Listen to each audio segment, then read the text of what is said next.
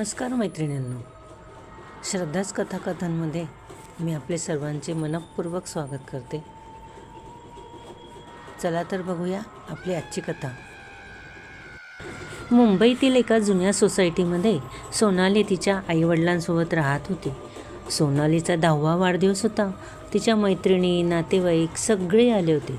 रात्री पार्टी संपल्यावर तिने सर्व गिफ्ट्स उघडायला सुरुवात केली. एका मोठ्या बॉक्समध्ये तिला एक सुंदरशी बाहुली दिसली. ती बाहुली खूप वेगळी होती. तिचे मोठे निळे निळे डोळे, लाल रंगाचा फ्रॉक आणि चेहऱ्यावर विचित्र हसू.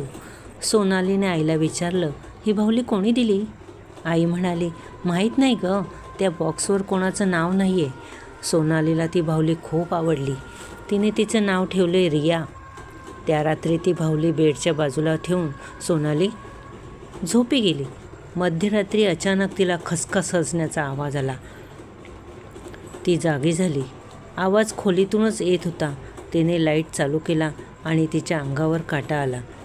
बाहुली बेडच्या बाजूला नव्हती. ती खोलीच्या कोपऱ्यात खुर्चीवर जाऊन बसली होती. सोनाली घाबरली. तिने आईवडिलांना बोलावलं, बाबा, आई, बाबा, आई. वडील म्हणाले, तू झोपेत हलवली असशील. दुसऱ्या दिवशी सर्व काही सामान्य होतं, पण रात्री पुन्हा तेच घडलं. यावेळी सोनालीने डोळे उघडले तेव्हा बाहुली तिच्या बेडजवळ उभी होती. तिचे डोळे हळूहळू उघड बंद होत होते. सोनाली जोरात किंचाळली. आईवडील धावत आले, पण त्यांनी पाहिलं तेव्हा बाहुली पुन्हा जागेवर होती. सोनालीचं कुणीही ऐकत नव्हतं. एके दिवशी तिची आजी घरी आली. आजीने बाहुलीला पाहताच चेहरा बदलला. ती म्हणाली, ही बाहुली लगेच घराबाहेर फेकून दे. आईने विचारलं, का गं आई, आज का म्हणतेस तू? आजी म्हणाली, अशीच बाहुली आपल्या जुन्या गावात एका मुलीकडे होती. सर्वजण शांत झाले.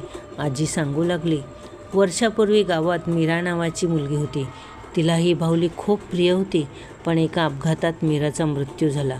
मरण्यापूर्वी ती म्हणाली होती, माझी बाहुली कोणी घेऊ नये. त्या दिवसापासून जो कोणी ती बाहुली घरी आणायचा त्याच्या घरात विचित्र घटना घडायच्या. आईवडील घाबरले. त्यांनी लगेच बाहुली जाळण्याचा निर्णय घेतला. रात्री ते बाहुली अंगणात घेऊन गेले. वडिलांनी बाहुलीवर पेट्रोल टाकलं. जसं त्यांनी आग लावली तसं बाहुलीने पटकन डोळे उघडले आणि जोरात हसायला लागली. हा हा हा हा हा हा हा हा. सोनाली रडू लागली. आगीत बाहुली जळत होती, पण तिचा आवाज थांबत नव्हता. अचानक आग विझली आणि बाहुली गायब झाली. सर्वजण घाबरले. त्या रात्री सोनालीला पुन्हा हसण्याचा आवाज आला. तिने हळूच कपाट उघडलं. आत तीच बाहुली बसली होती, पण यावेळी बाहुलीच्या हातात एक फोटो होता. त्या फोटोमध्ये सोनाली उभी होती आणि तिच्या मागे ती बाहुली हसत होती. दुसऱ्या दिवशी सकाळी सोनाली गायब झाली. तिच्या बेडवर फक्त ती बाहुली बसलेली होती आणि तिच्या चेहऱ्यावर आधीपेक्षा मोठं हसू होतं. हा हा हा हा हा. आजही त्या घरात रात्री मुलीच्या रडण्याचा आवाज येतो आणि खिडकीत ती बाहुली दिसते असेही म्हटले जाते. तर माझी ही कथा तुम्हाला आवडली तर नक्कीच लाईक करा. तसेच सबस्क्राईब करायला विसरू नका. चला तर भेटूया आपल्या पुढच्या कथेत. बाय.